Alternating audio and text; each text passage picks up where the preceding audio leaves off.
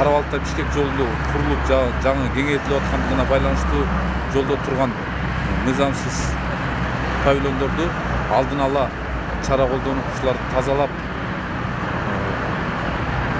бардыгын мондай иретке келтирүү иштери жүрүп жатат. Русский айыл өкмөтүндө 3 павильонду алдырып атабыз.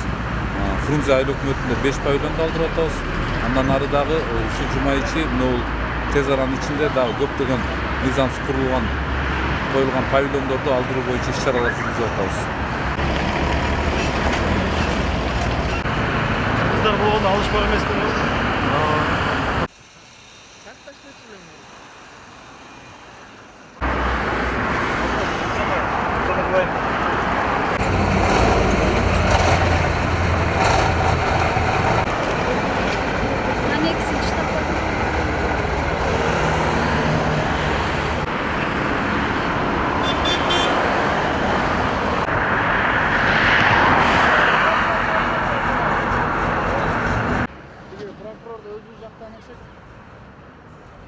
Сүйлөгөндөр окшошот.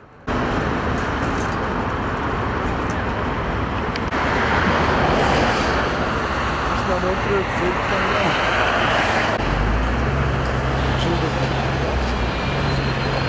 Эми тамам. Репортерлер бел ойнап жүрүп отурган время болуп койду.